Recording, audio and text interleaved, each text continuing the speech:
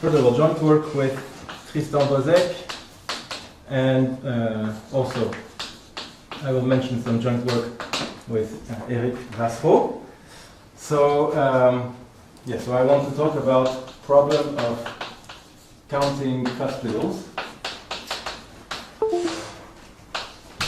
And it will be in the context of quivers, but the real motivation should come from for me, comes more from the context of curves. But I know that this will be 5 minutes after the end of the lecture that I can start talking about curves. So let me just say very briefly what this counting cuspidal means. So suppose I have an algebra H, very similar to the algebras that Yaping was considering. Suppose that it is graded, say for simplicity, by some positive integer, such as n graded. And let us suppose that it is a bi-algebra or even a Hopf algebra with some non-degenerate pairing.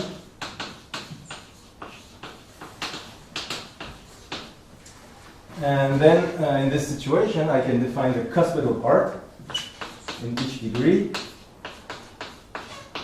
This is simply whatever is new from what the space of minimal generators in degree r. So whatever we cannot generate from lower degrees. So this would be something like this. Sum for all s strictly less than r, hs times h r minus s, and I would take the orthogonal. So this is somehow the minimal generators. So if H is your algebra that you want to understand, you can start by looking at whatever is generated in degree 1. That would be what I would call the spherical part. And then this would only provide a small algebra inside, and it's often interesting to get understanding of all the algebras. So the minimal thing, at least, is to understand the generators. So what is the problem that I want to discuss? As you will see, there will be many more conjectures and theorems in this talk. So first problem is just compute the dimension of this space of cuspidals. And then the second problem is a bit more vague. It would be get a geometric interpretation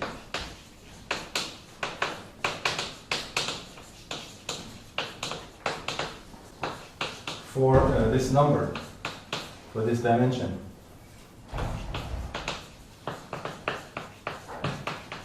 And by geometric interpretation, I mean something like there exists an algebraic variety x such that the number of points over some finite field, say, of x is equal to, so it will depend on r, is equal to this dimension.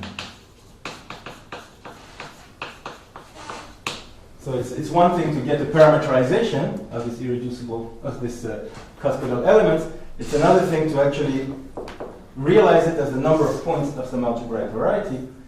And it turns out that in the cases that I want to consider, so of course this setting is really vague, but I want to focus on two cases. The two main examples are H, let me just, HR is the set of functions with compact support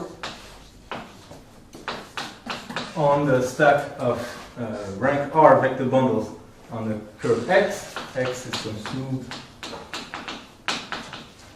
projected curve.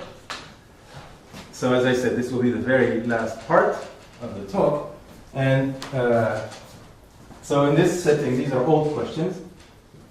And there is a known parameterization of cuspidals, but this is given by this Langlands program for function field, and it is not geometric in this sense. It is counting number of irreducible representations of some fundamental group of the curve of a finite field, and so on. This is not the kind of geometric interpretation I want. I really would like a variety. So in the second part, you have an additional gradient on each one, which corresponds to Yes. So one of the conjectures, let's say, is that this number will actually be a polynomial in Q, and Q is some kind of finite field that enters the definition of this H. But this is just an introduction. Okay, this is one example. And the second example, which I will more talk about, is the set of function on the stack of representations. So following me up in a nice curly of dimension d. Well, in this case, we have more than just one parameter of a quiver q. Okay. So what is the approach that I want to advocate? As I said, very few theorems, and some theorems turned out to be proved for 20 years almost. We realized this recently. But, so the approach uses Katz's polynomials, which is a kind of polynomial counting something rather different than cuspidals. This is counting indecomposables. And second approach, similar to Yaping's talk, is using cohas. So this is maybe more towards answer 1, question 1, and this is maybe more towards question 2, try to find a geometric picture. Coha, and just because it's fancy to have a field medal list on the blackboard, there's this Maulik and Okounkov Lie algebra. Actually, I have a bunch of field medalists on this blackboard later on. Maulik and Okounkov Lie algebra. And so Nakajima quiver varieties also. Okay, this is just. Sorry? Can you expand Coha? What's Coha? Cohomological whole algebra. Cohomological. Yes, cohomological whole algebra. So not Moravaki theoretic or something like this. Or maybe zero K theoretic. Okay, so let me fix a bunch of notations. Q is my quiver. I really like quiver with edge loops. So, for instance, we like this quiver very much for the reasons that Yaping mentioned. Let me just, for later use, split up the set of vertices into real and imaginary. Those are the one carrying loops, carrying edge loops. And let me fix a field K. And then let me say that for any, I use different notation just to confuse you. For any D dimension vector, to simplify, I will denote by curly, still curly. But MD, this is the moduli stack of representations, K representations of Q of dimension D. Okay. And then there's this convolution diagram that allows me to give an algebra structure on the space of functions on MD. This is the whole, yes? When you're writing functions on some stack, are you talking about like the structure sheet, like the sheet of algebras on the stack? Or just functions on the set of FQ points of the stack for a field. So all these stacks will be defined over FQ, and I take the set of functions on I said the space of compactly supported functions on the set, on the orbifold, objects of the orbifold of FQ points. On the, sorry. What's the name again? Groupoid of FQ. Okay, so I have this convolution diagram.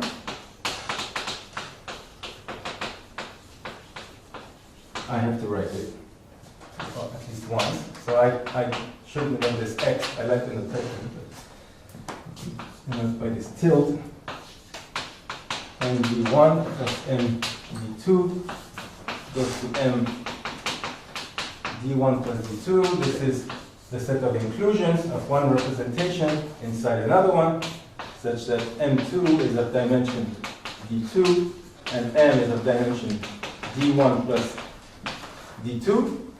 And then this is Q, this is P, and P forgets the subobject. And Q remembers the quotient and the subquotient and the subobject.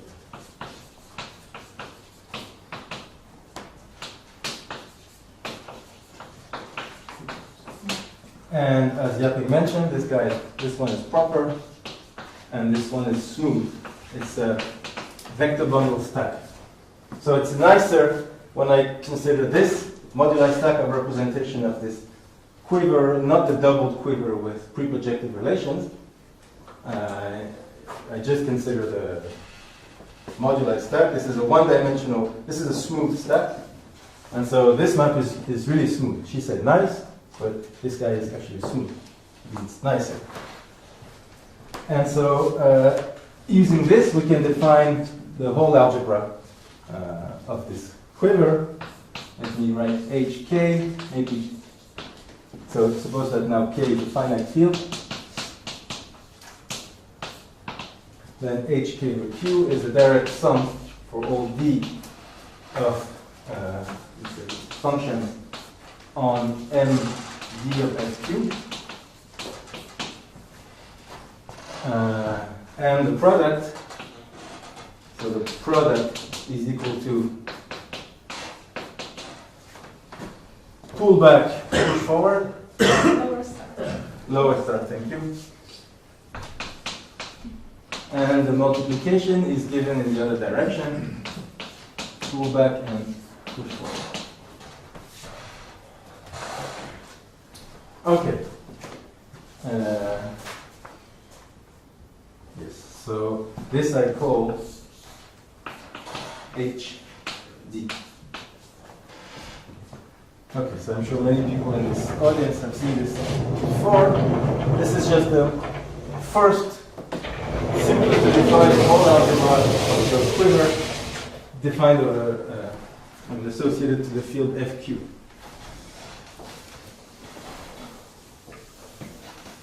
Okay, so let me just state a few very basic results concerning this whole algebra.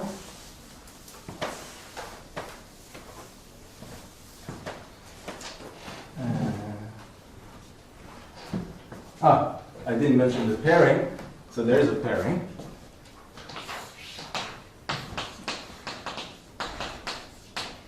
The pairing is simply if I have two functions, f and g, and I take the integral over md of fg bar d mu. Here it is really about the set of fq points of md, and this d mu is this orbifold measure. So say the mu of a point, representation M, is 1 over the automorphism group of M.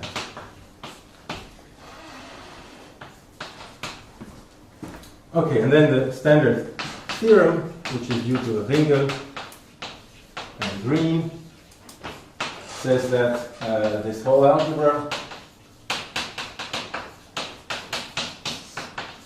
is a Hopf algebra, twisted, minimally twisted Hopf algebra, meaning the product and the coproduct are compatible only if you slightly twist by some power of q the multiplication in the tensor square of the algebra. Twisted Hopf algebra with a non-degenerate Hopf pairing. Okay, and so I can really define this cuspidal as I said in the introduction. So here's another basic fact. I can define a spherical subalgebra, which is what people usually consider. Spherical subalgebra is the subalgebra generated by the constant functions on the following type of spaces. I take L, EI, where L is in N and I is in I, and this is the vector, dimension vector 0, 0 everywhere and 1 over vertex I. So when I is real, then it is very easy to see that this function is just the nth power up to some factor of the function over MEI. But if I is imaginary, this is a new guy. So this is how we define a spherical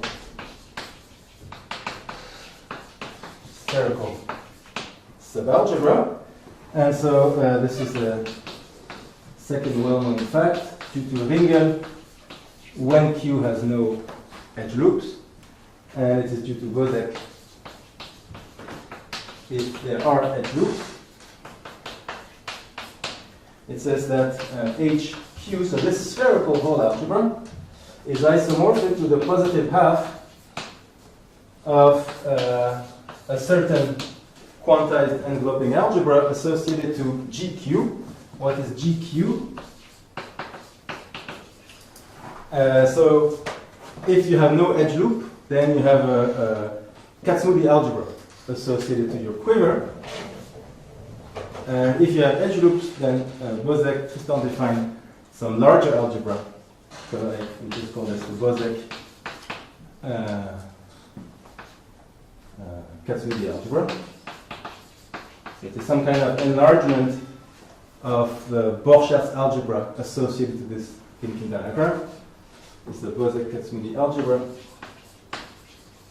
So whose Dinkin diagram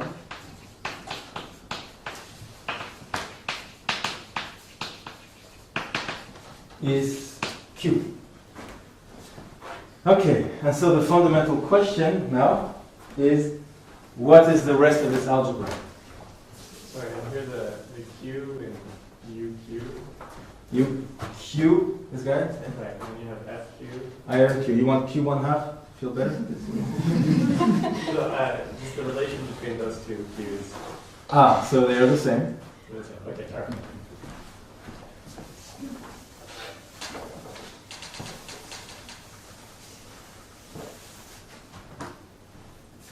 Okay, so the question, what about the rest of HQ? And so let me just rewrite the definition of the cuspidal part. This is just a set of F. So functions on this stack of a representation of the quiver, which are primitive. In this case, it's very easy to see that it just amounts to asking the function to be primitive. So we want to understand the primitive elements. And let me just denote the C, Q, D, FQ, the dimension of this set. And just to make sure I write Q over FQ R, so I get all the notations, as many variables on either side. Okay. So this is the number of cuspidals. So theorem, first theorem that I want to state, this is actually due in the case when there are no edge loops to Deng and Xiao almost 20 years ago. And then this is if equal to empty set. And then we will prove it with Tristan. It says that for any Q, for any dimension vector, I just fix Q and the dimension vector. And I want to count the number of generators, so the number of cuspidals. This is given by a polynomial. CQD, polynomial with rational coefficients, such that for any finite field FQ, this number of cuspidals over FQ is simply the evaluation of this polynomial at Q. So of course it's an integer for every Q. Okay, so it means that the number of new generators is polynomial in Q. So let me give you the idea of the proof. That's three ingredients.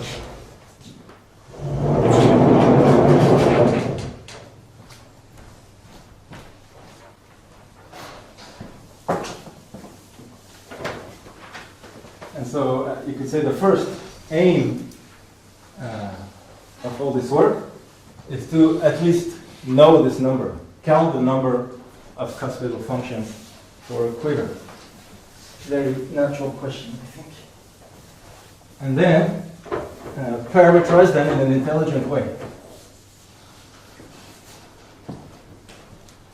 So let me first tell you how we prove this and what is the relation to counting indecomposable. So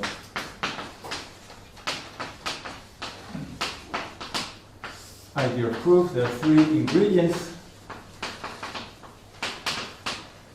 First ingredient is Katz polynomials. So we know by the theorem of Katz that there exists for any q and d, there exist polynomials, rational polynomials, I, Q, D, such that for any finite field FQ, the number of indecomposables of dimension D, so I mean indecomposable of dimension, indecomposable representation of Q of dimension D over FQ, and of course I mean this up to isomorphism, is equal to the evaluation of this Katz polynomial at Q. And let me denote this by MD index. So I want to stress, for those who see this for the first time, that this is really a non-obvious fact, because this thing here is a constructible subset inside this stack. And so, and I am counting the objects here, not with respect to the normal measure you would put on the stack, which would be this 1 over number of automorphism, but I am actually counting just the number of objects. So you can rephrase everything in terms of the inertia stack if you want, but then you have the volume of a certain constructible substack of some singular stack. So there's no reason this should be a polynomial. Is it indecomposables or absolutely indecomposables? Just wait a minute. This is indecomposable. So this is the bad polynomial. The good one will show up. But, okay, so from this we can deduce something. First of all, it's very easy to see from the Kuhn-Schmidt theorem that if I look at the functions on MD, so this whole algebra, then this is just a symmetric algebra of the set of functions on these indecomposables. Because I just have to give you the coefficient that I want on indecomposable, which means I write every object as a direct sum of indecomposables, and yeah. And so what do we get? We get that the sum of the dimension of this HK over FQ dz power d is actually this statistic exponential that we all love, sum over d of I QD of QZD. Here I write Z because I'm taking these statistic operators only with respect to Z and not Q. So I wasn't here for Ben's talk, but I'm sure he couldn't have avoided defining this, right? Tell me it. Yeah. Thank you. Well, actually, but yeah. You mentioned it. Yeah. Good. Okay, so this is the first point, is that we know what is the size of this algebra. It's given by this x of Katz polynomials. And the second ingredient is the theorem of Sevenhand and Van den Berg, which says it's a great theorem. It says the following: this whole algebra, the entire whole algebra, not just the spherical part, it is the enveloping algebra, quantized enveloping algebra of some big Borchardt algebra, which I denote Q over FQ. This is a big Borchardt algebra.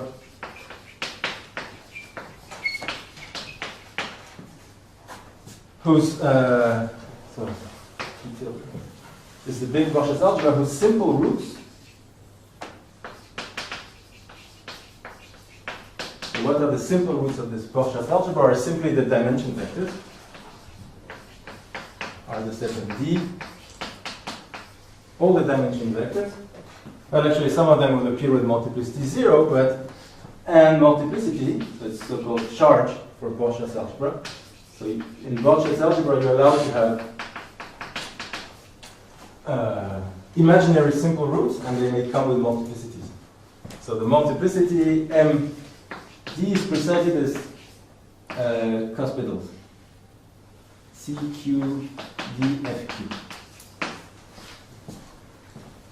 Okay, so essentially it says we know that we need these new generators to have the entire whole algebra.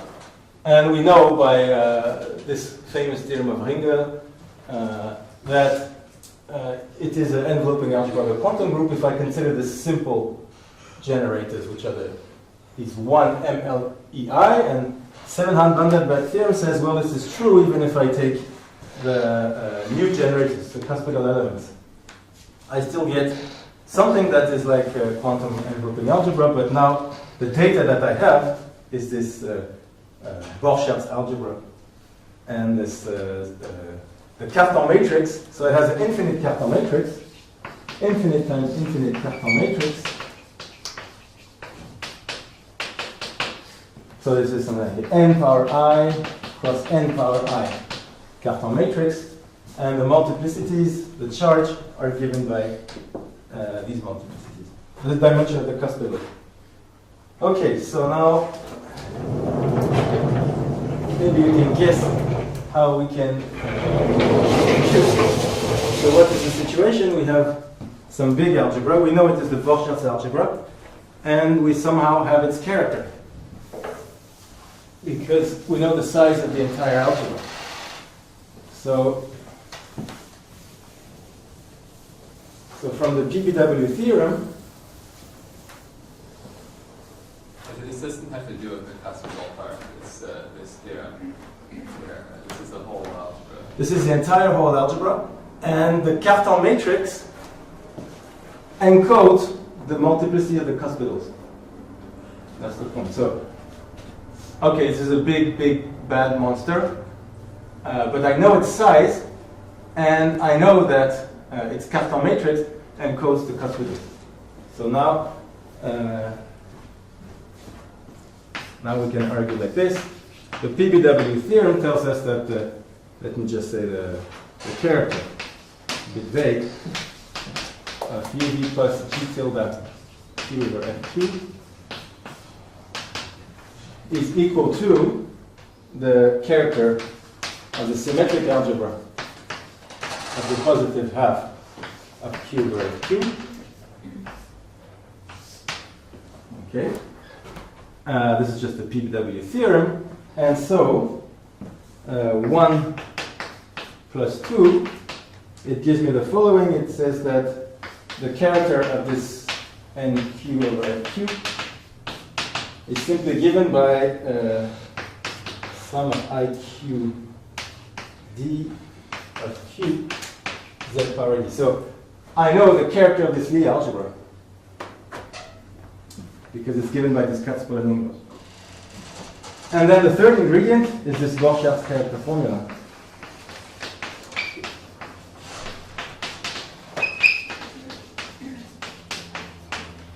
So I don't want to write it, but essentially from the Cartan matrix, right? This is the Cartan matrix. So from this Cartan matrix, you get by this Borchardt character formula the characters of UV plus or U plus of N G tilde K over Q. And so you're in the situation where you want to invert this Borchardt character formula, and you just have to realize that it is possible. So it's possible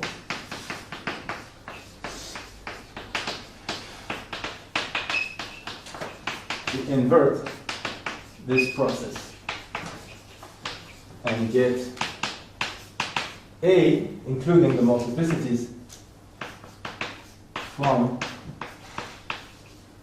the character. So just know the character. Actually, this would be too simple. What I know is somehow the character, but I downgraded the grading. Because the way to define this Borchardt algebra should have a huge grading where you have every new simple root is allowed its own direction in the root lattice. But here I don't remember all that. All I know is the projection to n power I. So this is what makes this inversion process not so easy. But possible. And then if you run it carefully, you can notice that because these guys are polynomial, then these multiplicities will also be polynomial. So this is the idea. This was the proof in Shell and Binding Deng paper. You just have to extend it to the case where you have edge loops. Okay. Is there a way to recover this result about the spherical part from the... Soon. So this polynomial is not really the good one. So let me just so I will come to this question related to Alan's question. So problem is that this CQD is not even going to be integral in general. So this bodes badly for a nice geometric interpretation. We would like a polynomial with positive coefficients. That's what we would guess. So the main idea is similar to Katz's polynomials. We want to replace cuspidal by absolutely cuspidal.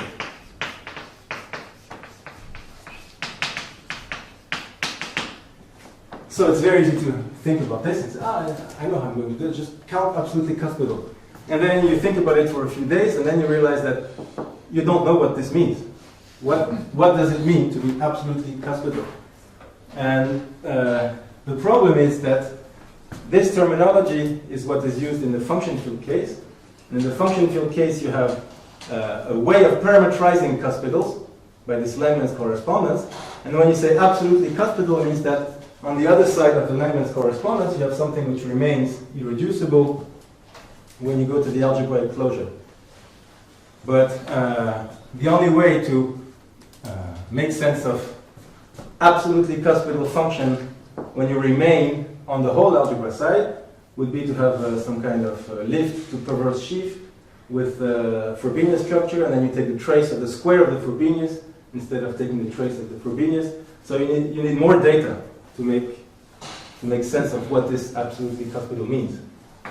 This is no sense, say, without a geometric lift to a, say, perverse sheaf with a Weil structure and so on MD.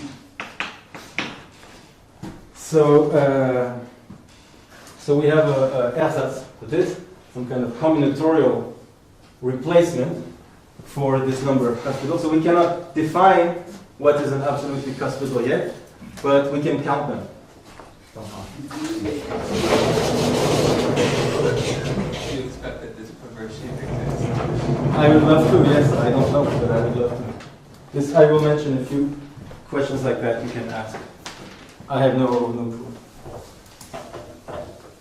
So this would amount to some canonical basis theory for the entire whole algebra, not just for the lustig part, the spherical part.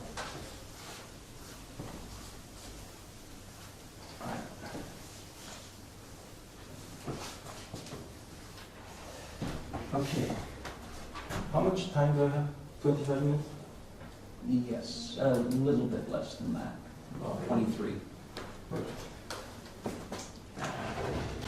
Okay, let me try to be a bit faster.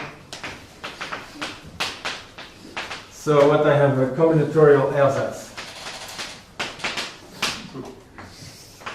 For this. So we use the following fact, is that if I look at the dimension of HQ of R over a definite field, this is polynomial in Q. So this is not just counting indecomposable, this is counting all representations. And this is polynomial in Q with positive coefficients. This is for some JQD, which is actually positive. This follows from the fact that the cat's A polynomial, so this follows from cat's A polynomials are in N of T. This was proved recently by Hauser, Letellier, and Rodriguez-Villegas, and Ben Davison and Sven Meinhardt. So this allows us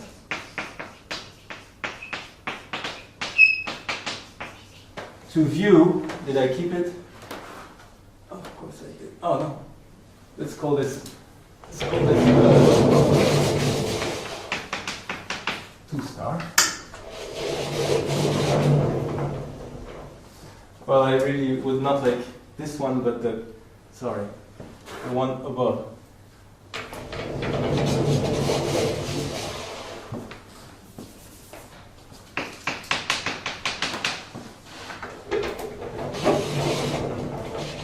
So this allows me to view as an equality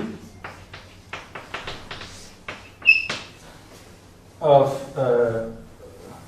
for a graded Borchardt algebra, for n graded, z graded Borchardt algebra, which I would love to show it exists. Let me denote it by Gn Q.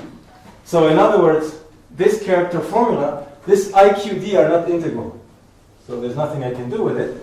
But if I go one step above, then the character of the enveloping algebra of G tilde Q is the character of sim. And sim, if you remember, is just the dimension of these guys. And these are positive integral. So I can just pretend that I have a formula which gives me the graded character of some algebra, the enveloping algebra of some graded Borchardt algebra. So I would say something like character of U, V, G tilde N. So this would be graded character of Q plus is equal to the sum of these J, Q, D of T, where now this is the gradient.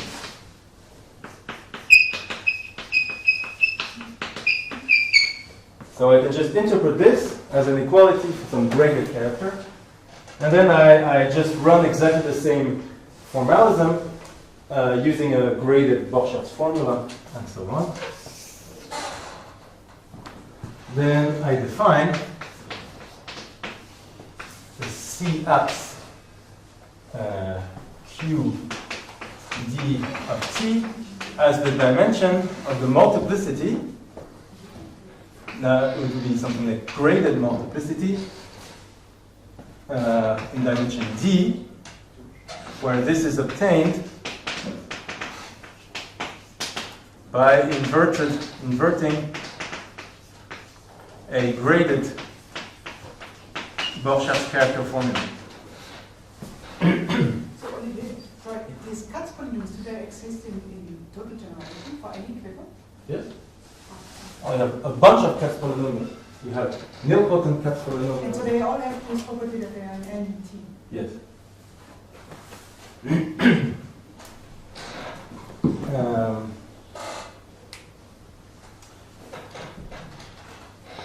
Okay.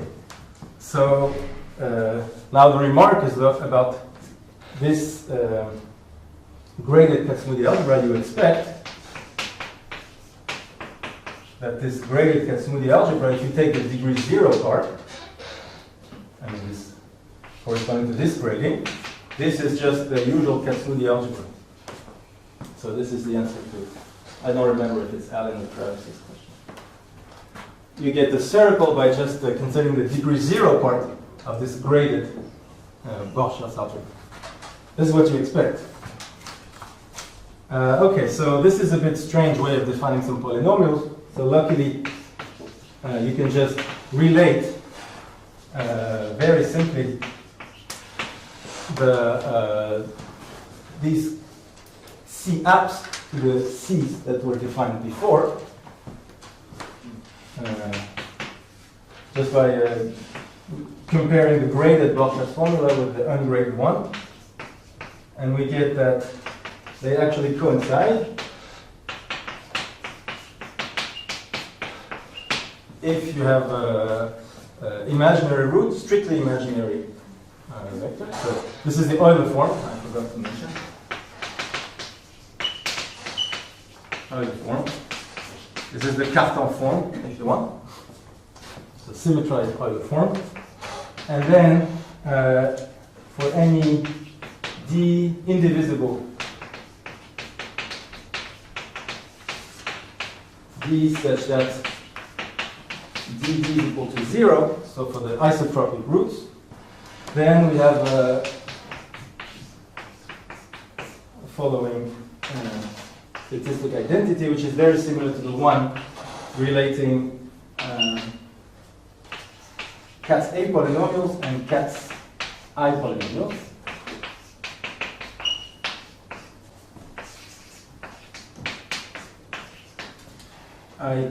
C Q D of Q. So, okay, either you can, philosophically you want to say the way I define this counting of absolutely cuspidals, if I interpret this character formula above for a character of a graded Lie algebra, or you can just define them using these generating functions. Okay, so now the conjecture is that now we have a good meaning that it is positive integral.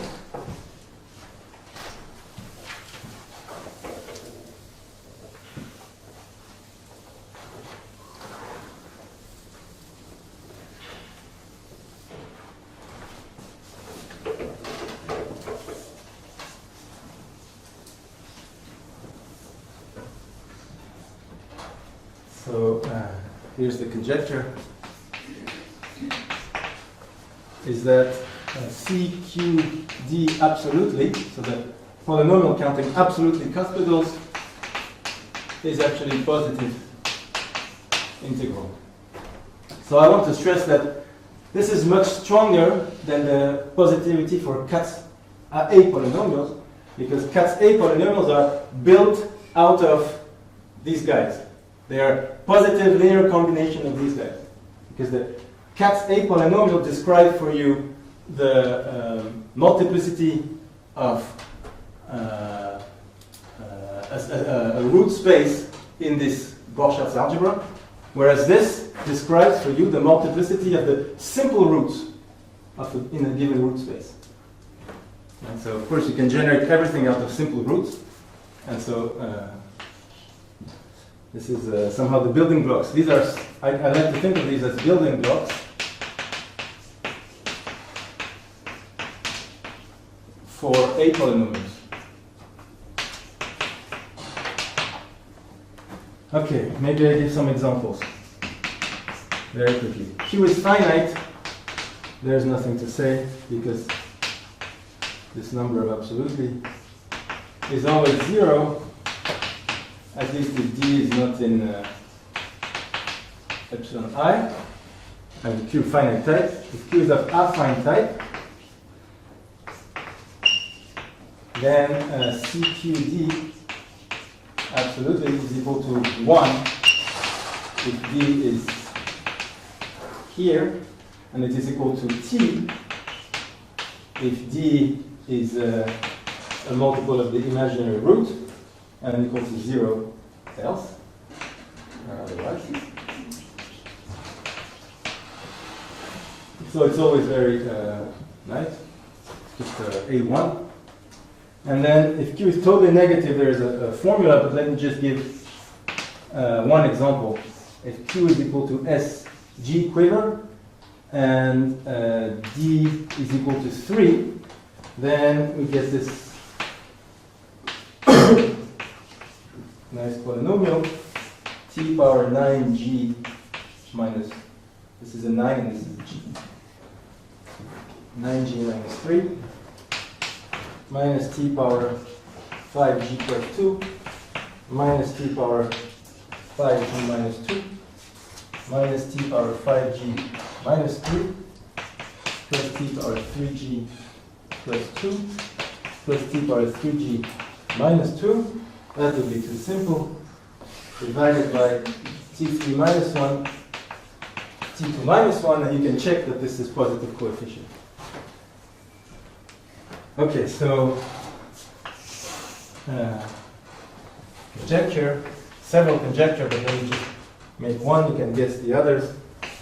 For any Q and D, there exists, let's be optimistic, an algebraic variety defined over Z.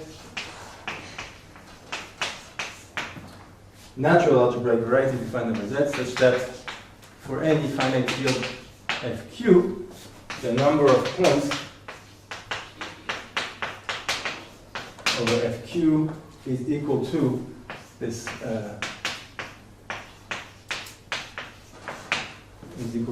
polynomial. We can ask for a complex version, and you take the Poincaré polynomial instead. Okay. So let me just briefly mention some naive questions that this brings. So there's Travis's question, natural question. Does there exist a lift of a suitable basis of the space of cuspidals? Does there exist a lift to some perverse sheaf on MD? Then can we at least parameterize, maybe using some kind of Langlands parameterization of this space of cuspidals? So in the case of Langlands, this is for function field Langlands, we have a bunch of operators which commute, which are the Hecke operators, which preserve this space, and then we can decompose it according to joint eigen spaces. Here we don't have Hecke operators. Here the problem is that I really don't see any analog of Hecke operators. And then we can also ask, maybe more naive, can we construct some cuspidal functions?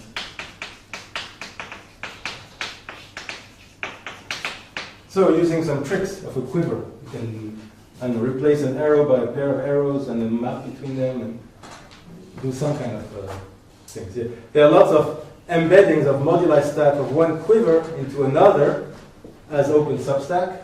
Maybe you can take a function on the big one and restrict it to the smaller one. Okay, so now let me say why I think all this is related to Ben's talk and Ben's work, and also Yaping and Gufang cohas, cohomological cohas.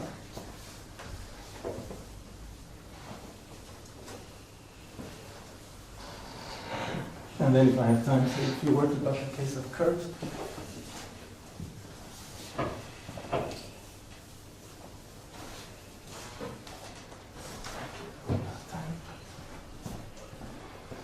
Okay, relation to cohas. So let me denote like this. Coha Q. This is direct sum for all D. I want the Borel homology maybe I take T equivariant sometimes for some torus. I won't be precise. Of T star MD, this is pre-projective algebra representation stack that Yatin was talking about. And so, why has this got anything to do with this kind of problems? Because this algebra is very, the size of this algebra is very strongly related to Katz polynomials, and actually it is essentially the same as the size of this big whole algebra. So here, of course, we take everything over C, and so let me mention some theorems. And start with the theorem of Mozgovoi. Actually, maybe you also need some purity result of Benz. Let's take this. It says that the character of the coha Q, maybe no equivariant parameter, is equal to the statistic exponential in T and Z of the sum over D of AB of T, Z power D. I have this loop group rather than the usual group, which is explained here by the presence of this denominator. And then there's another theorem. So what does it mean? This means that, well, you have this 1 minus T minus 1, but morally, this coha has the same size as this G tilde Qn, this enveloping algebra G tilde Qn, except that I have to take the loop algebra, or the yen. So I will write it in a minute. And then there's another theorem of Benz and Sven, and Davison, mine, which said that there exists a graded, Z-graded Lie algebra. This Lie algebra of BPS states BQ BPS such that this coha Q is isomorphic, at least as a vector space, to the enveloping algebra. There's some deformation. GQ BPS bracket U. Right, this is this. So it looks like the Yangian of the GQ BPS. So what is the conclusion of these two theorems?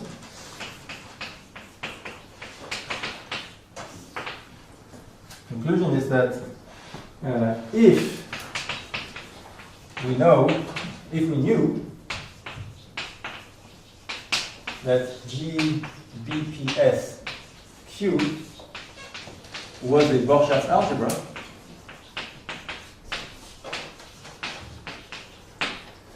then, since they have the same character,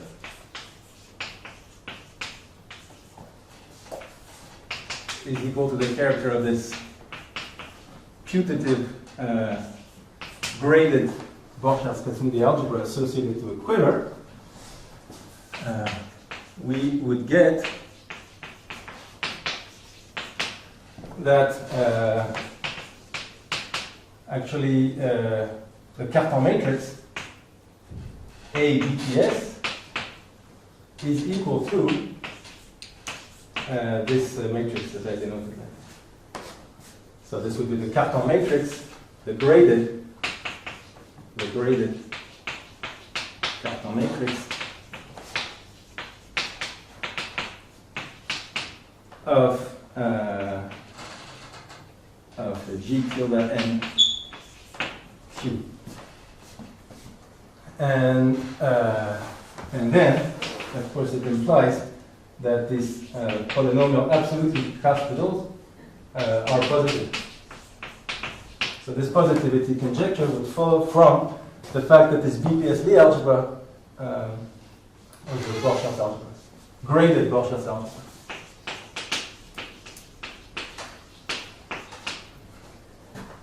Okay.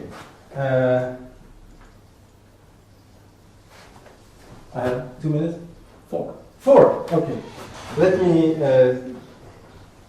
skip the confusing part that says that this coha has no cuspidals.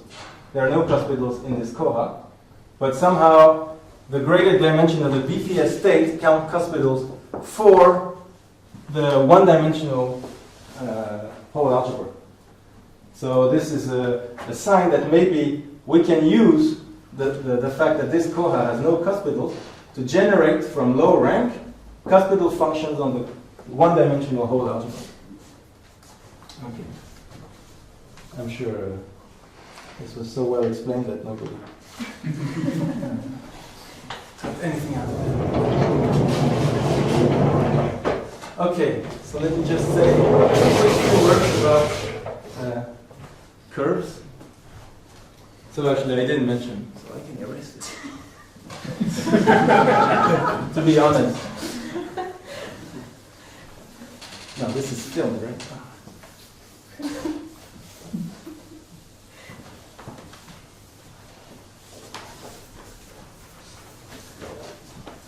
Okay, so what do we have in the case of curves? Well, we have the same questions, and we somehow can try to take the same approach. So x is our smooth projected curve over fq of genus G, and let's denote by zeta its zeta function.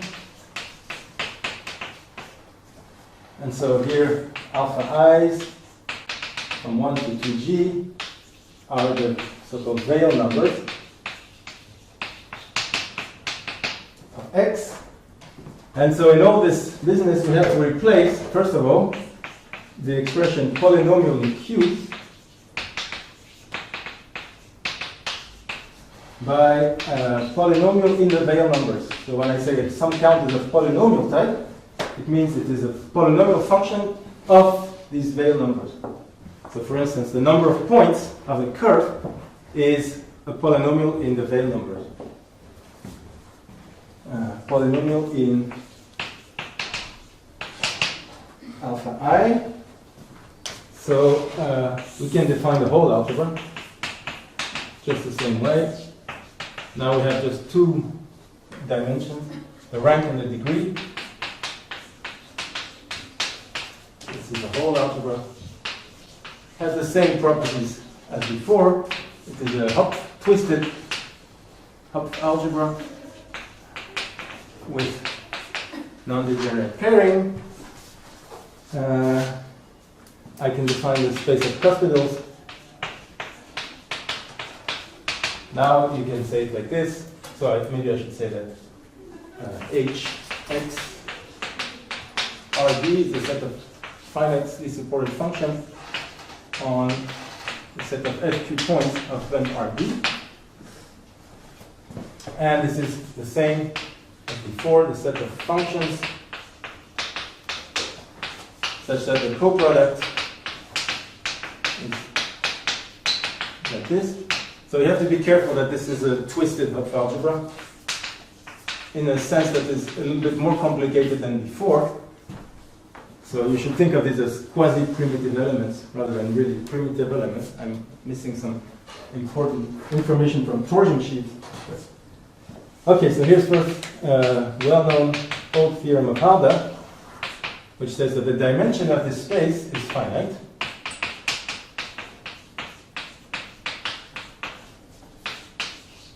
So contrary to the case of quivers, this is not obvious because all of these spaces are infinite dimensional. But somehow if I take the primitive part, it is always finite dimensional. And then even the counting part is still conjectural. So this is a conjecture. This is where the Fields medalists start to fall from the sky. So this was a conjecture by Kontsevich that was later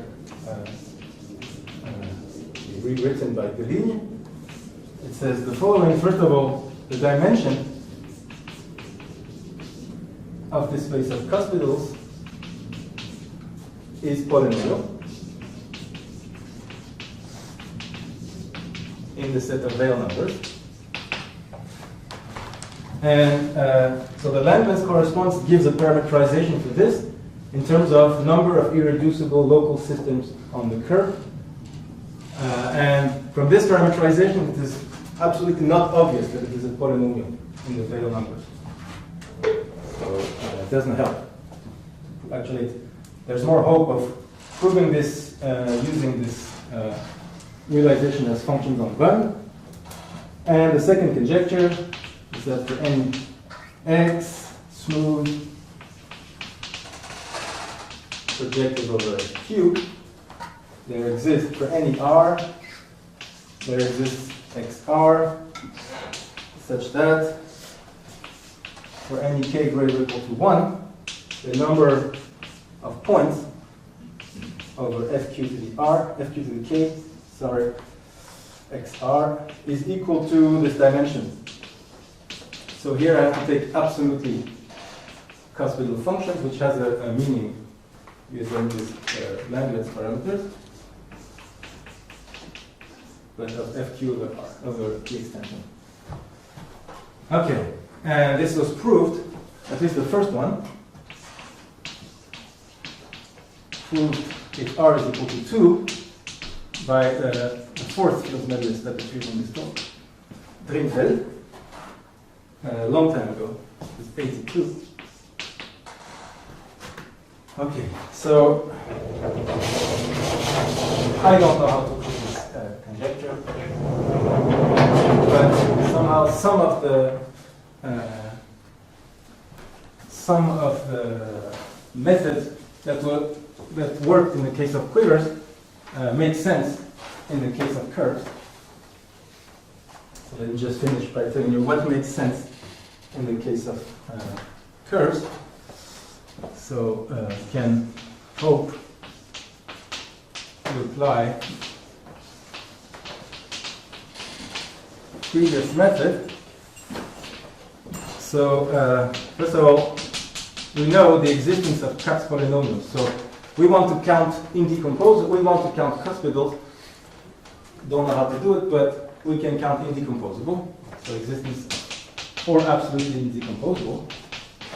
Existence of Kapp's polynomials for curves. So this I did a few years ago. And the fact that Hx, the entire whole algebra, I would love to say that it is a Borchardt algebra of some kind, but all I can say is that it is a shuffle algebra. It's a shuffle algebra built out of the cuspidals with all the kernel functions for the shuffle algebra of known degree, let's say. So they are polynomials whose coefficients are complicated, but at least you know the degree of these polynomials. And so what is missing is some character formula.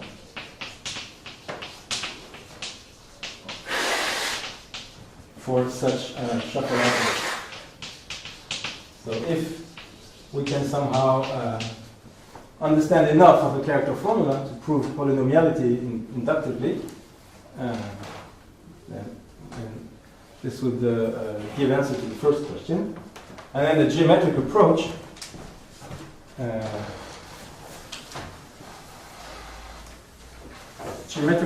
was based on coha, so we can try to use cohas here too.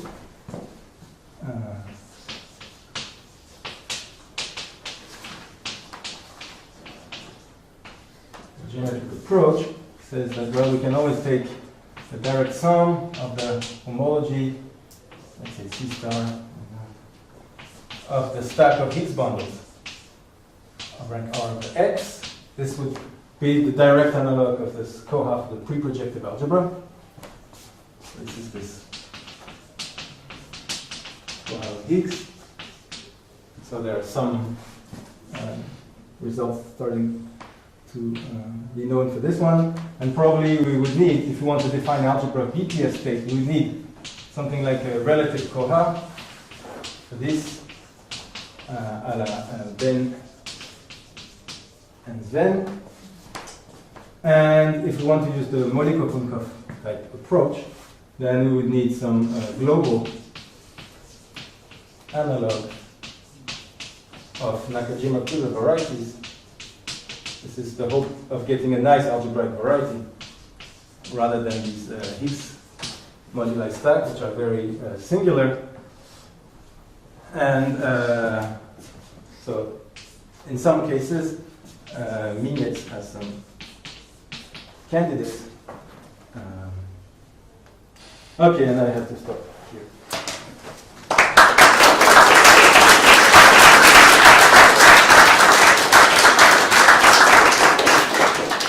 Okay, are there any questions?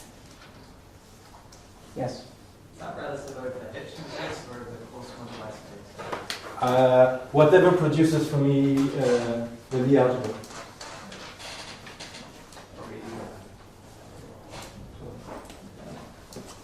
All I need is the fact that there exists a Lie algebra.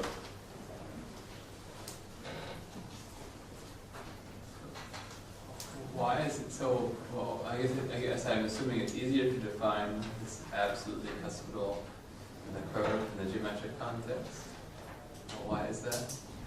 Because In that case, so either you say you use the Langlands correspondence, and then the local system that you have, it's a representation of the arithmetic fundamental group of your curve with values in some QL bar GL. And you can say I want the restriction to the geometric fundamental group to still be reducible. Or you can say I have this perverse sheaf, so there exists a, if I take a cuspidal Hecke eigenfunction under all the Hecke operators, then you know by this theorem of Gates-Gorey, there exists some perverse sheaf on then R with a Veil structure, so over FQ bar with Veil structure, such that the trace of the Frobenius in the cohomology of that sheaf is equal to your cuspidal function f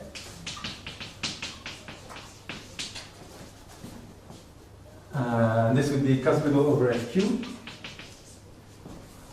rank R. Then you say that f is absolutely cuspidal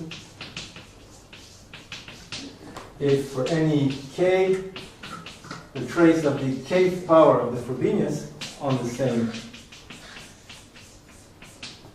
complex is cuspidal. But now x over fq to the k. So I have a way of producing cousins of f over any field extension. But this algebraically to go from f to this, it's impossible. I see. Because, But you don't have this perverse sheaf in the quiver case, basically. right. That's why. Or geometrically. You have like. Right. Yeah. Somehow this in this setting it's much easier than curve case.